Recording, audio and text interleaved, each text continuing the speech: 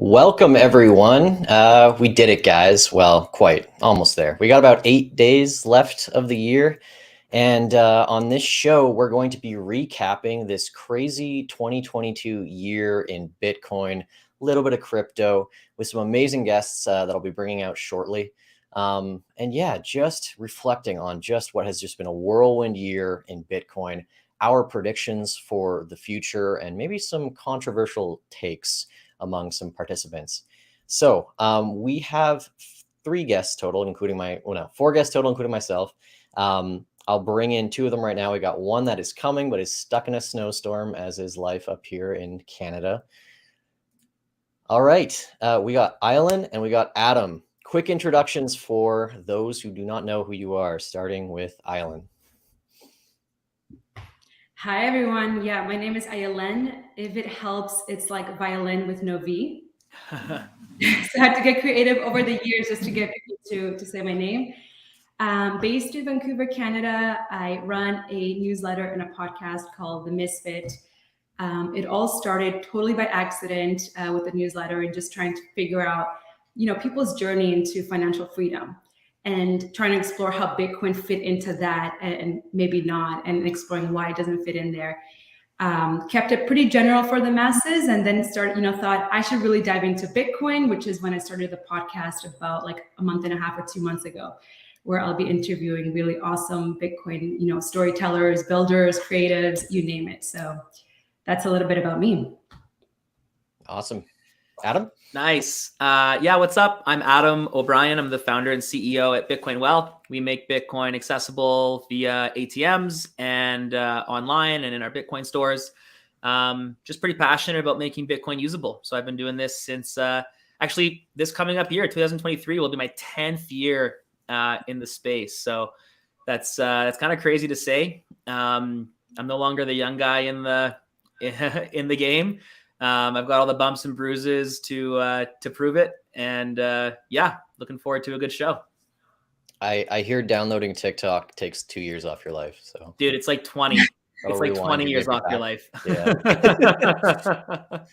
All right, so I guess like emotionally, where are we at when we look at Bitcoin? Like, just put aside all the other events of your life. If you could have blinders on and only got to look at Bitcoin news for the whole year, what is your like takeaway? What is your adjective to describe this year? I think mine would be like, I'm a little frustrated. I'm a little frustrated. People still think that Bitcoin is crypto and vice versa. I'm frustrated people don't default self-custody. I'm frustrated there's a narrative that Bitcoin's bad for the environment still. We're early, guys. It's frustrating that there are still this, I go out for dinner with some normies and they're like, "Oh, how you doing? I heard Bitcoin, like, not that great, lots of fraud." And it's like, who's telling you this? Where are you hearing this garbage narrative? So definitely it's easy to get in the hole and get in the Bitcoin bubble and kind of like get wrapped into the reality of Bitcoin, and then it's easy to forget that there are like 7 billion normies out there, but I don't know how many people are in the world now, but lots of people that aren't really don't see the forest or the trees or don't know a lot about Bitcoin. So maybe frustrated is maybe a bit harsh, but I'd say that kind of narrative for me. How about yourself, Ayelen? I feel fatigued, if I'm honest. I feel like I've gone a bit into war, and just for me, the fatigue comes from just all that fighting, that the lies that get spread, the combativeness of just everybody. Everybody's just on edge and attacking everybody else, and it's been disheartening sometimes just to see the misinformation of Bitcoin happening. And so I've personally started to pull away from social media a bit and just needing that break. Because if I'm going to be in Bitcoin over the long term, I have to take care of myself and my energy and my mental health. And the way that I'm doing that is just by pulling away, reading, and trying to find those stories of like where Bitcoin is making a difference and like changing people's lives, because I think that's what like energizes me. I think sometimes we have too much analysis and overthink Bitcoin and, get so, stuck on the price predictions and all of that. And I think to me, it gets fatiguing, and And then when people like have those discussions and feel pity or just think I'm crazy for being in Bitcoin, like you saying, Adam, it feels frustrating. So I just kind of like, I'm backing away and just trying to talk to people and seeing what projects are you working on and how is Bitcoin changing your life. And then just trying and, help write about Bitcoin and helping others understand Bitcoin a little bit better. It's been a tough year for sure. I totally agree. I feel it's so hard to be in this space as, a creator or someone who talks about it and then just try and ignore all the nonsense happening in the crypto space because it shapes, I guess, the universal perceptions of Bitcoin. And Totally. yeah, it's tricky to separate them. I guess the word I would use is probably divided, because I feel that, we made such a great step in 2021 and the mainstream consciousness is like, it could be an inflation hedge, a form of savings and all that. But as the price came, those narratives kind of fell apart. And now it seems that most Bitcoin creators are trying to focus more on the grassroots element of Bitcoin, which I think right now all the magic is happening in Lightning. And, it feels like, it feels like this year has taken off 2 or 3 years of, Bitcoin's progress, which is really frustrating in some ways, but under the hood, it's getting easier and easier to use. And part of me is maybe glad that we've taken this step back because I think the most exciting things about Bitcoin, like Lightning for payments and crowdfunding and all these things, they weren't ready for the limelight that we got last year. And, hopefully the next time, the spotlight comes back on to us, we'll have some stuff for people to use and check out and not just speculate on, right? Mm-hmm. So yeah, big time. I think like Ayelen, what's the like the bear market of 2017, the bear market of 2013? Yeah, like that's the sentiment, right? Everyone's frustrated. I think there's actually like a pretty good Twitter kind of theme in there where it's like people, you can tell people are grouchy. It's not number go up forever. It's like, my virtue signaling is now clashing against physics. And do I believe what I said? Am I going to buy Bitcoin no matter what the price? Am I actually like doing that? And it makes people think twice. I think it's good. It's healthy, right? It's like lower your time preference and let's see what happens. So yeah, that's good thoughts. I'm gonna add Carlo here. Good time to you made it. I did. Thanks for having me here, guys. Sorry for coming in so late. I'm going to put you on the spotlight. Just a quick introduction for the audience. And the question I was just asking is if you could explain this year in Bitcoin in one word, what would it be? Ooh. Okay. So which one you want me to do first? Let me do the intro. So Shakepay. I am on the comms and policy team. Previously a tech startup entrepreneur, lost investors' money, was in ed tech before that, running services for a 24/7 tutoring platform startup that was based here out of Montreal actually as well. And they I was there from early days until it kind of scaled and blew. And then it's doing really well actually. And then that's when I got into my own startup.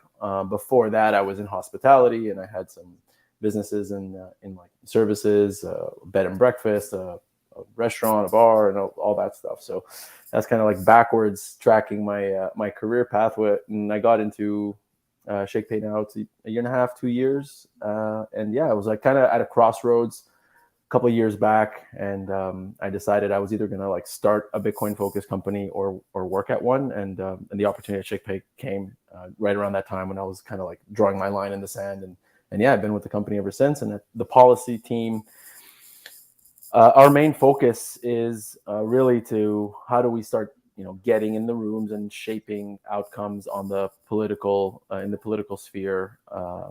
At getting favorable outcomes for Bitcoin in terms of like a regulatory environment here in Canada, and working on education on the policymaker side, speaking to regulators and agencies, helping them understand what it is, how it's different, and essentially being sort of like using our position in the space as one of the bigger companies in Canada to get in the rooms and help positively impact some of that narrative, and be there to kind of like shield policymakers from the FUD, and be a reasonable sort of like sounding board for them that they could come to when it comes to them having to decide on how they're going to play a part in this. And so that's what we work on. It's a really long game. Working with government is not a slow. It's not something that you get like big results in the short term. It's kind of like micro results over a long period of time, and it's exciting. And it says a lot about Shakepay. Like our long-term vision at the company is not just a like quick cash grab here, but we're thinking about having impact on a generational scale for Canadians, and having this relatively small company. We're not enormous, right? We're not like 10,000 employees, but still thinking about these big macro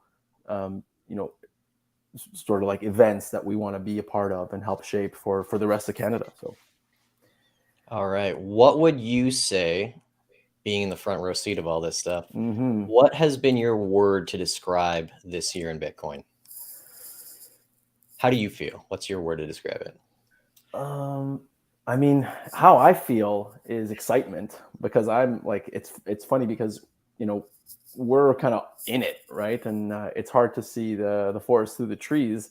And oftentimes we take for granted how much having each other, whether it be, these talks or these events and just our team, right? Everyone at Shakepay, we get to be there for one another when there's questions or concerns or what's going on and what does this mean? And very few people have that. I mean, more and more it's available, but people that you can trust in a close community. So, I mean, it's excitement for me because I feel like so close to it. And definitely, especially since I got involved with working with the government, it's been really, really, really exciting. But I think a word I would use is honesty, maybe. If that's it's not a great, it's a good word, but it doesn't. I mean, I think there's like this sort of flushing out that's happening right now, and these are like cyclical, I guess, sort of somewhat cyclical and independent of whatever cycles that Bitcoin has had in its past. This is more sort of sort of like macro cyclical, and there's with the big like crypto contagion that happened over the last, I guess, 8 months or so. There's a lot of questions being asked, and I think when you start to pull on those sort of assumptions or pull on the thread of those assumptions, if you're open to it, then there's truth to be found. And it's not just a small portion of the, I guess, market that is curious or wondering about this, but there's, there are, big players or, meaningful actors in the regulatory space and in the policy space who are starting to ask these questions as well. And they have a responsibility to their constituents to be able to answer these questions. And I think so that there's like an honesty component that's coming to pass here. And I think that there's a good opportunity for Bitcoin focused companies and sort of, the people on this mission to be able to have their voices heard. Nice. So we got frustrated, fatigued, split, and honesty. You're making us look bad, Carlo. I am the like helpless optimist. He's the optimist. All I feel right. very hopeful. Yeah. Fatigue. I mean, honesty is like, usually honesty comes with like some pain, right? Like saying the truth comes with pain usually. So I mean, it leads to better days down the road.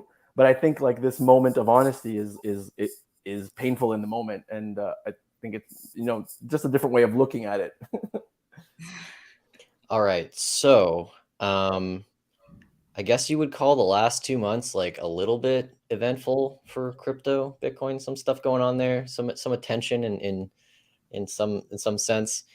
When we look at the whole year, and I know that some people, I pitched all of you guys to think of an event that maybe defined or what you personally felt was the most significant to you this year in the world of Bitcoin. When we parse through this like big crazy year, I want to know what stood out to you, what was important in your mind, and why did you pick that? And we'll start with Ayelen. Yeah, that was a good question because I was trying to think. Well, first of all, I felt like this year flew by. And so I was trying to think what did happen in 2022? Aside from, FTX, all of the drama, what really went on? And, there were some really awesome things that happened. We saw Bitcoin helping the Canadian truckers, the Afghan female coders, people in Ukraine. Lightning Network's been growing. There was Taro. There's just been like no hard forks, no drama, nothing. It's been a pretty solid year despite the crypto carnage, right? Like, well, I think of the crypto market as like the forest fire and Bitcoin's that vegetation that grows afterwards. But I think my answer has to be all the Bitcoin projects that have come up. I don't remember seeing this many projects come up in the last year, like the year before, 2 years ago. So I'm thinking of projects like Machankura, right? Like trying to separate the internet from Bitcoin. And I think I heard it was like 2.2 billion people don't have access to the internet. And so that's going to be awesome for Bitcoin adoption. And also thinking about Bitcoin data. So I got to meet Marcel, who thought I need to help Kenyan women get into Bitcoin. And I got to help her a little bit at the beginning, but now she's kicked it off and she's been killing it. But at the beginning, I got to hear these women say, I hear Bitcoin is really good. I hear it's the future. I don't know why. I want to learn. So I went to this Bitcoin meetup in my village, or I traveled to the capital, but I did not feel safe. The men were flirting with me. They were harassing me. They were stalking me. They were following me. It was really scary. I never want to go back again. And that put me off learning from Bitcoin. And so that was like very real, just like these women, whether it's Kenya or anywhere else in the world, when you are oppressed by, the society, the institutions, and your marital family or your community, that it can be life-threatening to try and get financial independence. And so when you see Marcel going in and being like, okay, I'm going to gather these women, I'm going to teach them Bitcoin, and I'm going to teach them at night after they've done their shift at work, and you hear the babies and the children running around. I'm going to teach them about Bitcoin. And then after the course, I'm going to hold a big graduation ceremony for them to celebrate the sacrifices that they made to make them feel seen and like just badasses. So that was like amazing. That to me is a highlight because, like I said earlier, we can get lost in the philosophy, in the price predictions, the modeling, the analysis. That's great. But to me, it doesn't mean much if it's not being implemented, if we're not seeing it literally change lives. And so it's been really, really cool for me to see communities in Africa and Latin America, like Mi Primer Bitcoin in El Salvador, saying, well, the governments have failed us, institutions are robbing us. Now I'm going to save myself and my community. And it's pretty incredible because it kind of talks to that mental shift that's happening in the developing world to say, I can now like save myself and I can save others around me. And I'm trying to think, I don't think in the last 10 to 20 years, there has been hope to that extent in Latin America and Africa.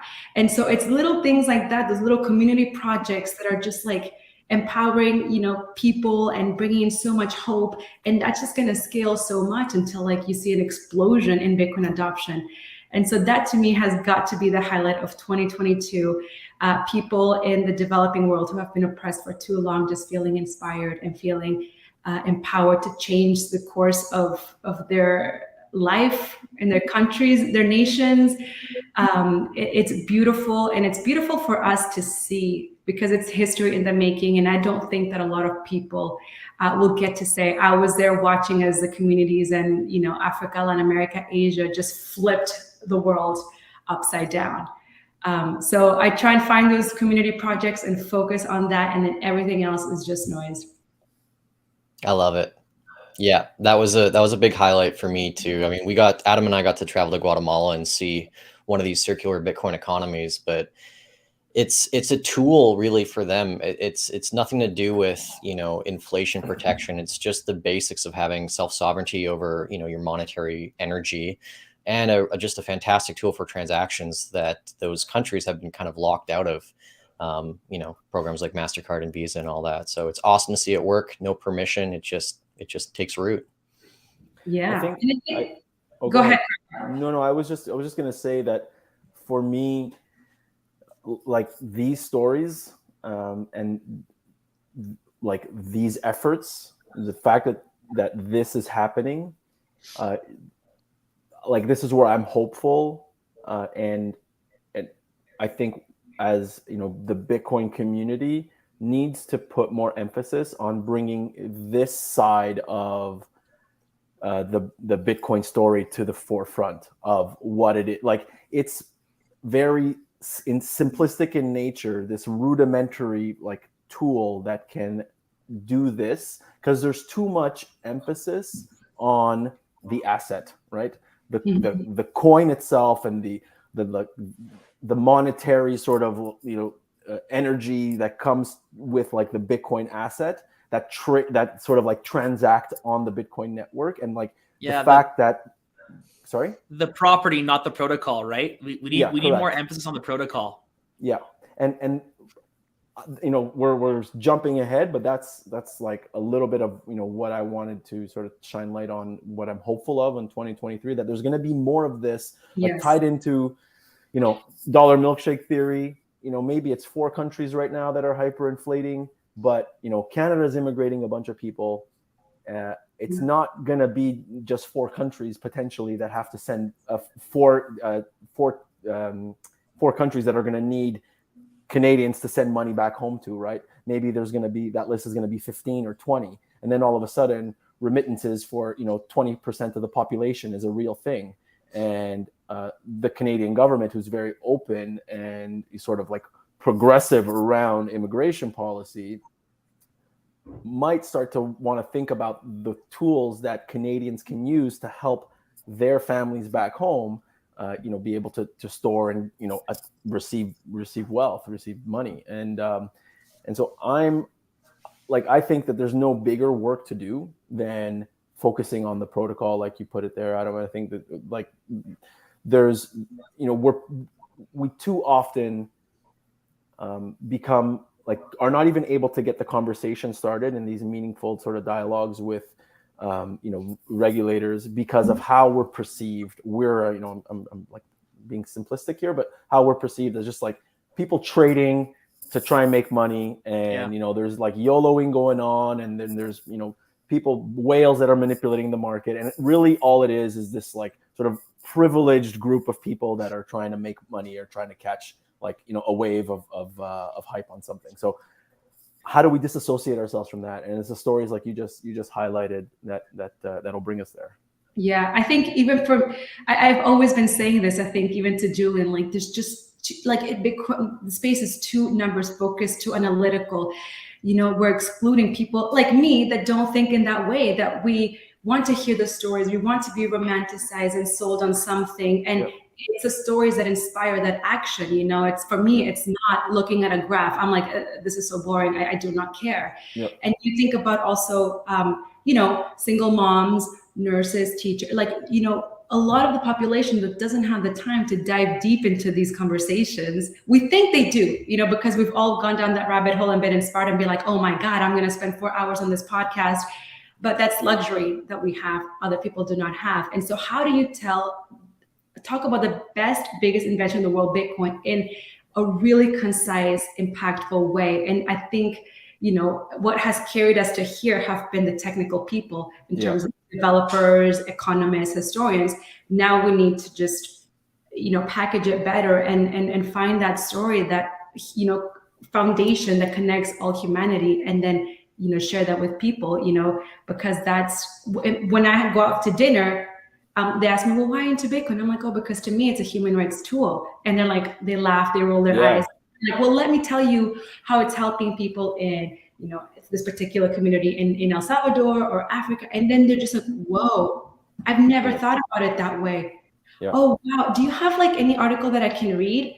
And so my pitch is never, oh, it's, you know, an asset economy, all of that. I'm like, you've already been sold on that. It's not always working, but here's how it's helping people in around the world, and how it's going to eventually help you, because this world is, you know, getting a little crazy.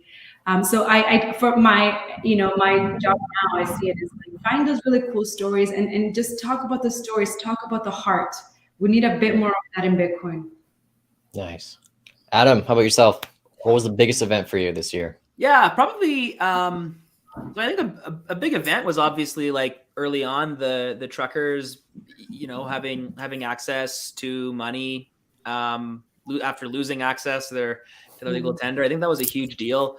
Talking about the permissionless, talking about the oppressed, and no matter what side of the spectrum you fall on, whether you think that protest was right or wrong, the fact that they weren't eligible to receive the money that was given to them is pretty shocking. And I think it was eye opening that sovereignty is impossible with our legacy financial system. And so I think that's a pretty cool thing that really opened the eyes of Canadians. It's like, it's easy for us to sit here in our 2,000 square foot heated homes and be like, oh yeah, those people in Africa, they're oppressed. Bitcoin works for them, but like, I don't need it. I have Scotiabank, so I'm pretty good. And then the government comes like, yeah, your Scotiabank account's mine now because you gave $50 to a trucker.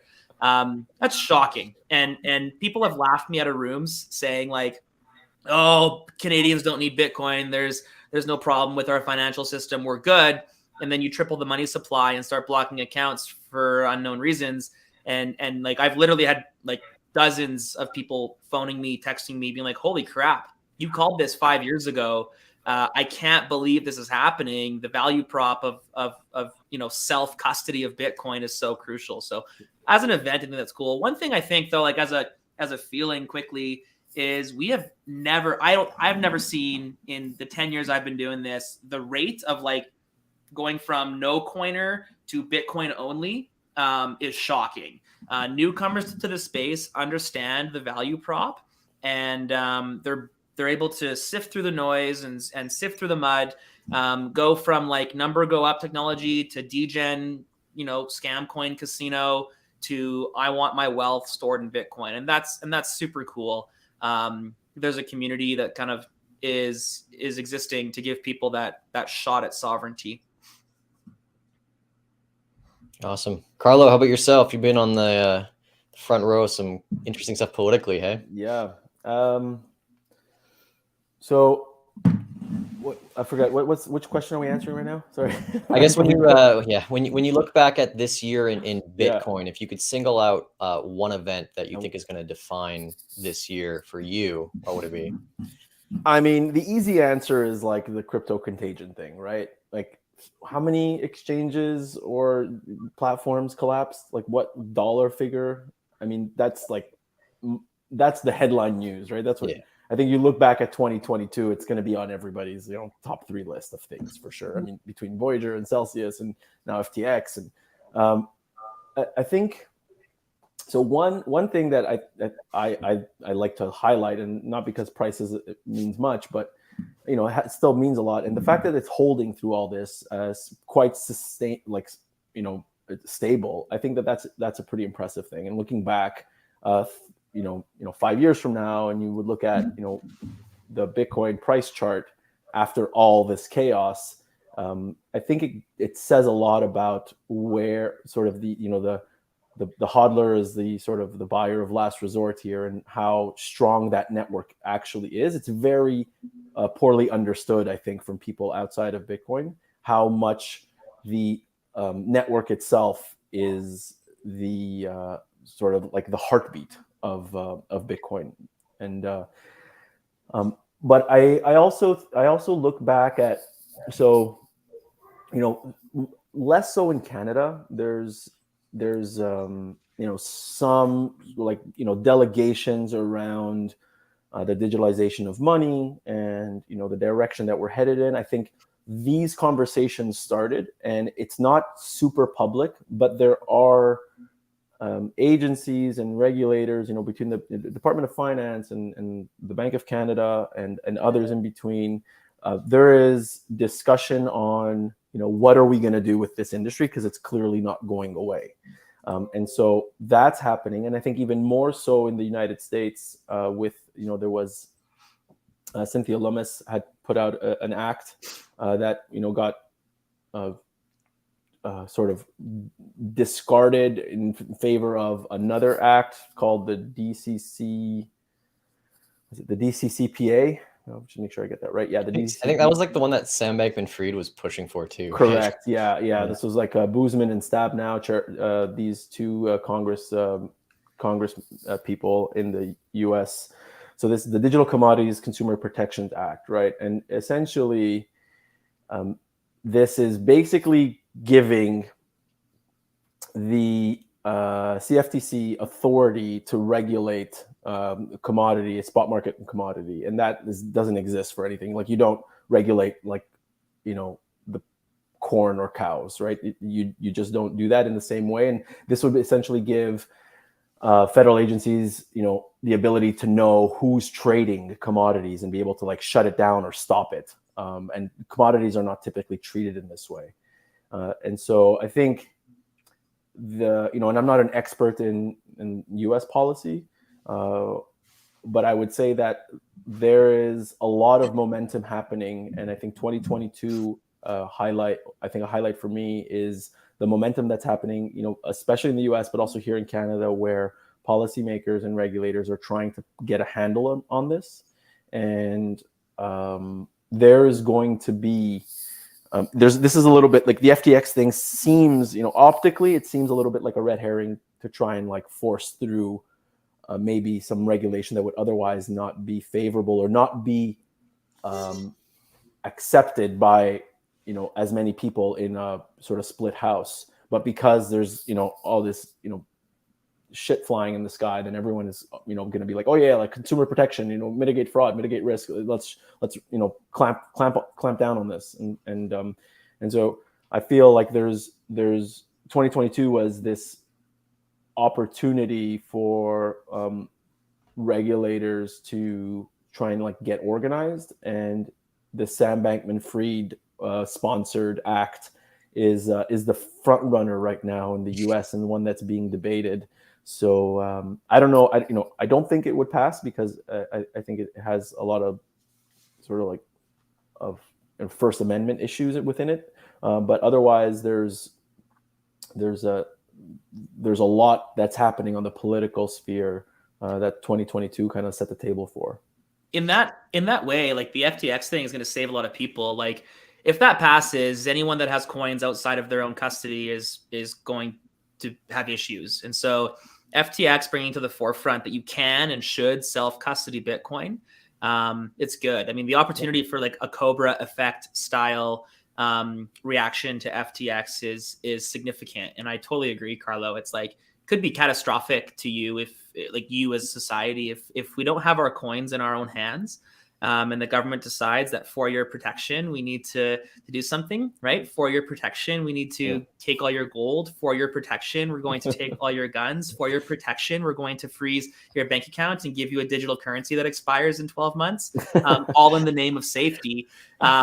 It's easy to blame. When you put it that way, it feels like, was this planned? Like make a big event, make it problematic, and then save them from themselves. It does feel a little bit like, finally an event that we can push this bill through. So yeah, that's an interesting perspective. Yeah, I think to build off Carlo's point, I think one of the things that is so, you have to take a step back and look at the progress. Like, there's two major US senators, I think Ted Cruz and Cynthia Lummis, that I would say really understand Bitcoin. Like, they've made the delineation when I've seen them speak publicly about it between the two. And they're two Republican senators, but you're talking about a chamber of like 100. Like, I think it's a really good start. Yeah. There's plenty of people who don't even know, what the word proof of work means in the Senate and the Congress, but having two down there in America is a really good start. And then up here we have, Pierre Poilievre. He's definitely gotten heat for supporting Bitcoin. And I'm sure at some point he moved, though, like, he started off Bitcoin, and then he was pressured into adopting crypto and blockchain and all these garbage. Like, you saw his narrative, at least publicly, shift and transition, which was quite sad. I would check out the show he did with Robert Breedlove. I think principally he will eventually come to understand the difference between the two. No, I think he gets the difference. I think he's playing politics. Like, I mean, they all play politics, but I think.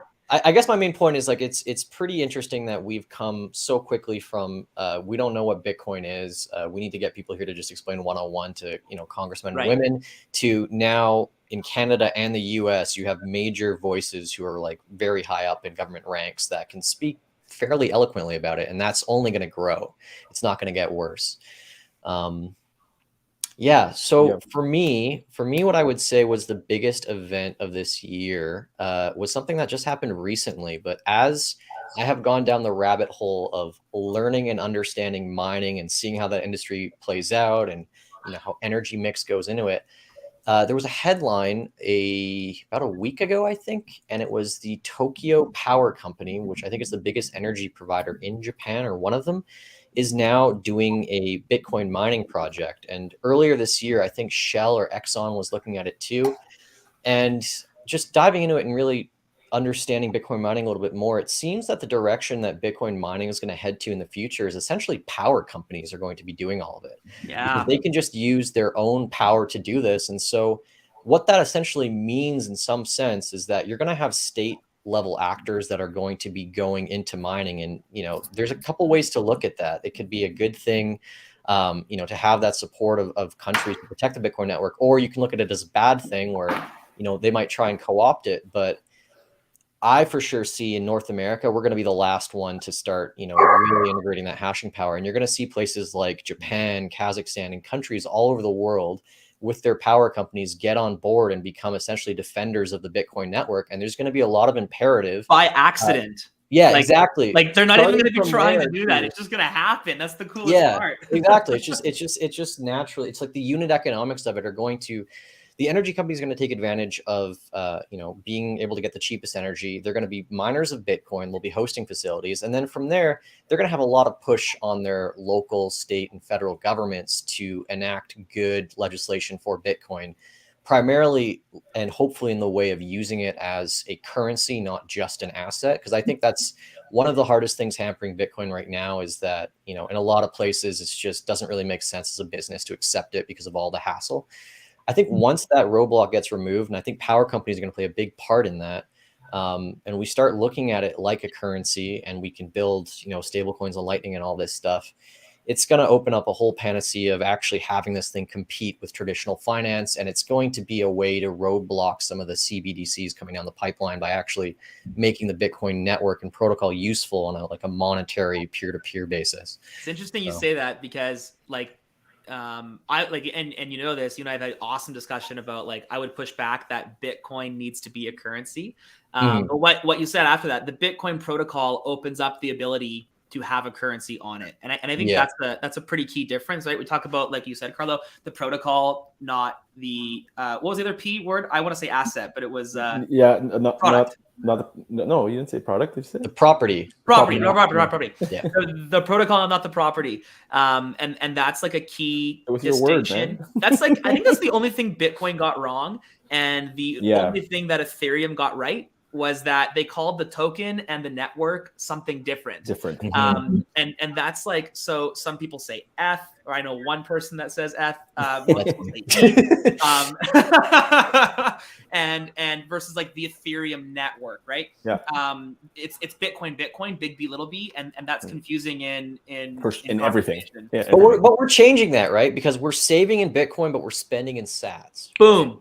And that's I think the key, right? You save the totally protocol. Grassroots thing. And so I think that's interesting. But like, you think about SMTP being like the initial communications layer of the internet protocol. Bitcoin little b is the initial like spending layer of the big B Bitcoin protocol, and now we're able to build these side chains and sub chains on that protocol, which is super, super cool. Yeah, I honestly, like, the whole energy side of like what happened in 2022. I think from a mining perspective, there have been so many just sort of infrastructure like strengthening creations and sort of, I'm missing a word, but anyway, there's a lot of energy FUD coming in on I think it's heightened more than ever, as far as like, my involvement and what I hear and see. And that's like always the first, debate, the first talking point, especially the work we're doing right now, which is, my 2023, prediction here. But the work we're doing right now is about depoliticizing Bitcoin, creating a distinction, and how do we bridge the political gap that Bitcoin finds itself in. And as soon as you start trying to have a progressive, like a conversation about the values that Bitcoin has that relate really well to a progressive ideology, you get hit with the energy FUD. Mm-hmm. And that is like the I think having more Bitcoiners or people in the space become knowledgeable on how to, I don't want to say defend because it's a weird word, but on how to present this sort of like positive impact that Bitcoin mining has on the energy grid, I think is going to be like immensely powerful for the shift that we're aiming for. So the more people are able to, in layman term, explain why Bitcoin is good for energy grids and for society from an energy standpoint, the faster this happens. Julian and I literally saw a guy go around, collect used cooking oil to power an S19. I saw the video for that. Like think about this. Think about this, like El Salvador, or this Guatemalan man carrying a bucket around, being like, "Hey, can I have some of that garbage oil you're gonna throw in the lake in 3 weeks? Can I just take that from you, and then go and power a Bitcoin mine? Like, how awesome is that? How is that bad for anybody? It's so cool. I totally agree. It's so inspiring." Well, I made this little lament too. Like I'm living in an apartment building that was built like 3 years ago, and I guess they never expected Vancouver to have -5 winters, so the baseboards can't even heat the apartment. And so what I've been doing is I finally got my S9 working, and I basically used it to heat this room before we did the live stream. And that's a whole other, like, I have a video coming out in a couple of weeks about this company called Mint Green that is basically using Bitcoin mining chips, refurbishing them into boilers to provide heat, and then they're selling the heat, and then the company itself gets the Bitcoin basically off the backs of that, and they can subsidize these boilers and make electrical energy for heating much more competitively priced. Which, like, if you guys saw, like, BC Hydro just came out and they were like, we don't want to give any more contracts to crypto miners, but at the same time, all these they're making this mandate now in Canada. I think by 2025 or so, they want to replace almost all natural gas heaters with electric heaters. Yep. And so, like, what's the most obvious way to maximize the value from that is, like, stick some ASIC chips that run at like 90 degrees Celsius. You're missing the point, though, that the government needs to virtue signal above all else. Yeah, and that'll be a tough pass. So yeah, there's a bit of a cognitive dissonance there, but they're gonna get over it. They'll figure out eventually there's a way to, you know, make use of all these miners we got sitting around in the bear market. But it makes a lot of sense. You always got to find ways to make, you know, but that's the issue, right? Is like the value proposition of Bitcoin, right? If you don't understand the value proposition, you can't even start the conversation. No, totally. And the first thing that we were speaking about before was like those real life stories of helping people out and how this network empowers, you know, like the word sovereignty even like has this sort of like, it's weird because it has this sort of like freedom. Now like it's politicized, right? It's weird. But like the fact and that freedom, right? Like the word freedom is like, oh, how dare you? Exactly. Right. So there's this like very like powerful, deep psychological like deconstruction that has to happen to penetrate, and these stories I think can help. But once you can understand the basic value proposition of this very basic tool, this ingenious but simple tool like fucking fire, then you can start really to now talk about you know, okay, what is the issue? The issue is methane gas from coal mining. Well, let's talk about regulating coal mining. Let's talk about regulating the industry, not the energy producer, not the Bitcoin like industry, right? Everyone then will have to figure out how to operate within that new regulatory framework. But somehow instead, the power consumption became Bitcoin's problem and Yeah, not right. the EV problem, not the general consumer it's problem, crazy. Yeah. not the Netflix problem, the server problem. Yeah. Bitcoin is the only user of energy that gets such consistent Demonized. scrutiny Totally. for using energy. Like we never talk about video games and or Yeah. porn, whatever. the porn AI, industry, like right? what do you Like guys the think arbiters. ChatGPT is costing, like in kilowatt hours of energy right now? Like it's costing them $3 million a day to run those servers, and no energy is being consumed. Like, give me a break. So our politicians are becoming the arbiters of value, right? They're deciding what has value enough to justify energy allocation, because instead of like going to the root of the problem and being like, we have pollution issue, we have an emissions issue, and we have to figure out how to solve that. It's a lot easier to attack something like Bitcoin because it has this very like political temperature attached to it, right? Nobody is in the Congress debating the value. There's no arbiter of value for the porn industry, right? But I'm sure everyone in Congress would be like, porn is bad, but meanwhile it emits like 3 times more methane than Bitcoin does, right? Is that and a it's fact? like, yeah, I researched this because I was afraid that I might have to argue about this in a political room. But yeah, it's grown since like since Netflix, since servers started, and you don't go rent your porn at a video and store. it's really hard to argue the value. It's hard to attribute, but it's like estimates range between 2 and 3 times more energy than Bitcoin. Jeez. Yeah, and there is a lot of energy flood, but a couple of months ago, maybe a few months ago, I had the CEO of the Grizzly Bear Foundation write to me, and he said, "Hey, I'm thinking about us like maybe getting into Bitcoin. I know nothing about it. Could you help?" I was like, I am not the person to help, but I'm happy to chat. And I thought that was brilliant. Like, in what world would you think that there's this organization trying to rescue grizzly bears, which are shrinking in population, and there's so all of that conservation work is political, and it's got its own thing, but now they're thinking about getting into Bitcoin. And so if they successfully get into it and start to look into how they would accept Bitcoin donations and self-custody it, like the marketing that's going to be for Bitcoin. I mean, I assume that they're going to get a lot of heat for that, right? Being in conservation and getting into Bitcoin. But, how can we as a community help those organizations, especially that are in the green space, prepare for the backlash that they're going to get? So, yeah, if you guys have any resources or ideas, please send it my way. Yeah. All right. We'll try and wrap this up in the next 10, 12 minutes. I want to hear your guys' predictions for 2023. So we can do the same show this day, 2023, and see what we got right. Oh boy. We'll start with you, Ayelen.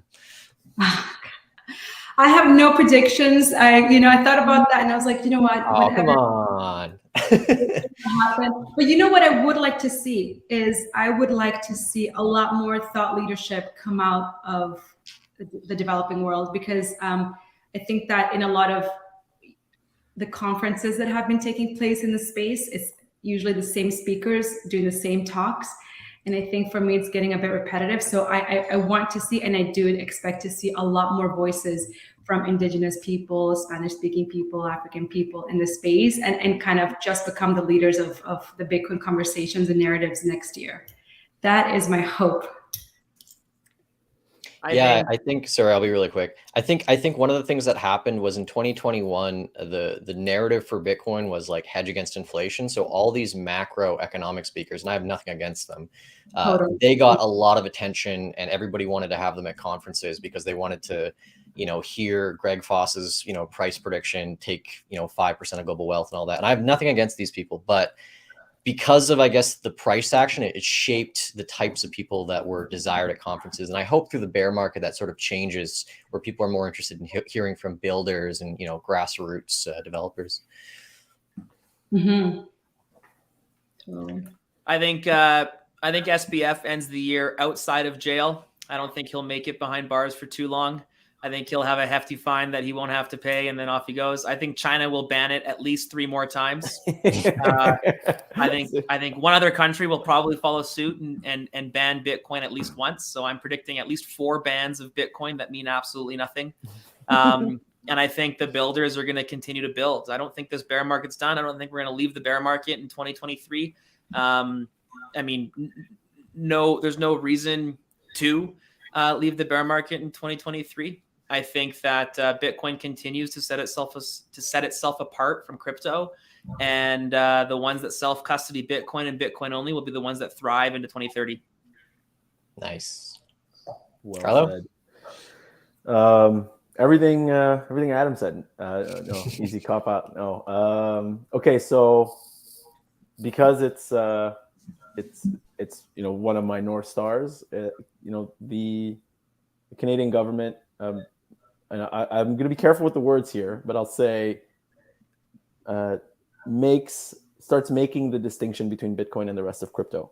That's I hope so. work that it's my 12-month goal. So I mean, if that writing's kind of on the wall, hey, Yeah. Carlo, like the distinction that I think they made with IROC between Bitcoin, what was it, Bitcoin, Litecoin, Bitcoin Cash, and ETH, I think were the 4 that they kind of singled out as like non-securities. Correct.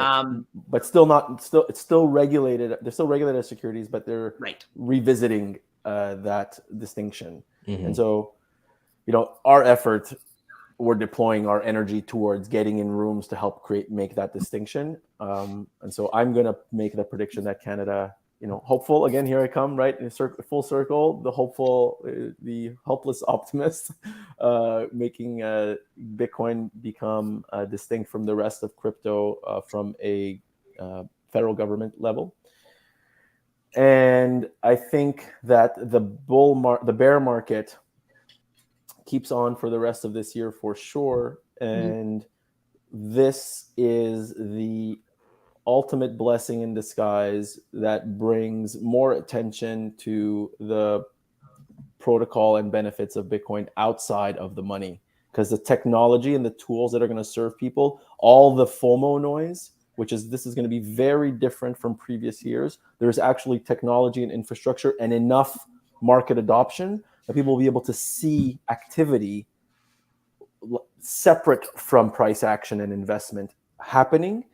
And I'm proud as working at a company like Shakepay that we're going to focus on those stories and using our sort of weight in the space to be able to announce those stories even louder than they would otherwise be, so that mainstream media and our regulators and policymakers will have a harder time hiding from them. And I'm going to be totally opposite of hopeful. Just to keep it balanced, I do think we'll also see the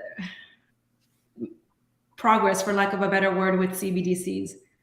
I think things have been gearing up in that direction, to be totally Orwellian and negative, with electric cars and maybe that being tied with CBDCs or whatever other technological invention we have. That I think we're going to start to see that come out of the woodworks. I'll be 100% honest. I've had conversations at the government level about this stuff, but also CBDCs are not bad for Bitcoin. It's just long term, this is it's gonna put fuel on adoption, right? Because the things that happened in the truckers thing, that stuff could now happen more. And yeah, but people are praising that, right? But it all depends how that's framed. You ask someone outside of Bitcoin if confiscating the account of a terrorist is good, they will all say yes. The problem is how we define terrorism, and the problem is how you define energy consumption, and the problem is that now we're talking about social credit score, which is all a CBDC is, right? Yeah, because everything that's happening in Xinjiang in China, that's I think I was also reading that they're just the number of surveillance cameras and technologies, is like doubling, tripling per year now. And it's just like all that information and those learnings that are happening in China are being fed into Europe and the US as well, but it's all low key secret. So I think, like I said, progress in that direction is going to happen, which is why it's going to be very important for us to tell the stories of Bitcoin and freedom, and really focus on storytelling for the next year. Because then that way, when things get worse, people have a more fair and balanced source of information. They have real stories and real conversations and another way of seeing things that's not like the government feeding it to them. I think long term, I'm on Carlo's side a little bit, but my perspective is I think CBDCs will accelerate other small currencies collapsing, because I think the practices that these governments take with all that power are going to look so much worse to people on like a global scale. They're going to abuse those powers. They're going to, issue the currencies faster, make them more restrictive for trade, going to get into more tariff disputes. They're going to try and implement a whole bunch of features to track and monitor things. And I think you're going to see rogue governments basically abuse it. Those currencies are going to collapse. And then we're going to have, I think, a much smaller currency pool in the next 10 years than we currently have. I think there's 170 currencies in the world right now. I would say in the next 20 years, I think that number gets cut in half. Like, are we going to see a CBDC currencies get launched and then depeg? Yeah. In 2020. Well, I mean, like Argentina is already having that problem, right? Like they don't have like a proper exchange rate there. There's like the blue market, there's the black market, and CBDC is only going to accelerate that, right? Yeah, and it is like a dream for hackers, right, and terrorists. Like, oh my God, these things are going to get wrecked, and then it's just like people are going to be where do we go? And the U.S. dollar is not going to be there to save everyone. Nope. And this is what I mean. Like it's just going to add fuel to Bitcoin is going to keep doing its thing, and we're going to keep promoting the good stories, and price volatility is going to be on the low side, so we're going to be able to have more of these aha moments for people who otherwise thought differently about it. And like interoperability is a big issue. There's for the 170 or 200 countries that need to now like jump off of the current rails for transmitting dollars, which is like takes forever, costs a ton of money, and is like super slow. You're going to change that to have central bank digital currencies operate domestically and internationally without like attack vector city happening everywhere. And now like your CBDC has to work with my CBDC, and there has to be a way for those to communicate. It is like they don't have, I don't know any country that has that solution right now. And you're screwing over private banks too, because immediately like a big chunk of their revenue kind of gets taken away by giving everyone their own wallet. You do not have the support. I asked this question straight up in one of the meetings with one of the big agencies here in Canada, and I'm like, how are you planning on reconciling your relationship with retail banking? $1 trillion plus industry just here in Canada, and if you're going straight to the consumer, where does the relationship with your retail banking end up? And again, like, not an easy question to answer. So yeah, there's a lot. I mean, even if it makes progress, which progress is like, there's this 5-year plan right now to discuss the viability of digitalization of money, central bank digital currencies, so that they can take this $20 million that they'll spend over the next 3 years this year in Canada, and come up with a report and figure out what's the direction that they should go in. This is public knowledge. And so they're doing this. They're in the year 1 of this 3 to 4 year period. And then they're going to have how much time, 6 months to like create, sort of draft this sort of proposal based on the research that they do. So spending $20 million of taxpayer money to do the research here. There's this beautiful like market created tool that already exists for them. It's called Bitcoin. We'll spend the 20 million, and then after that, at that point, there's a lot of steps that have to happen before they sign off on something like this, and it could take 15 or 20 years before it even gets created, even after it gets signed off. Yeah. This is not a simple like, yes, let's do it. There is so much that goes, even like offline payments. Can you make offline payments non-existent anymore? That's a question that that our government doesn't know how to answer. No. All right. I will wrap it up with some of my predictions. Let's do it. All right. Number one, I think Bitcoin circular communities are going to explode in the next year because Bitcoiners want something to do. There's a lot of people hodling, and these are awesome cases to promote and put out there. Geyser Fund, which I don't know if you guys know, it's like a Kickstarter thing for Bitcoin. They're doing amazing work. Like if you look at the acceleration of users on that platform and projects, it's exploding. So it's one of those things where like Adam and I have visited one, and as soon as you come back, you're like, holy shit, like I want to start this in my town. It's a little hard in Canada to pull it off, but you're going to see all sorts of people go to, you know, Guatemala, El Salvador, see these things and then say, hey, I know a small place, you know, maybe it's my little winter getaway. Why not try starting this up? And it's a good time to do it when the price is sort of low key because you have a little bit less volatility to work with. You can focus on just like the dynamics of the Bitcoin network versus the price.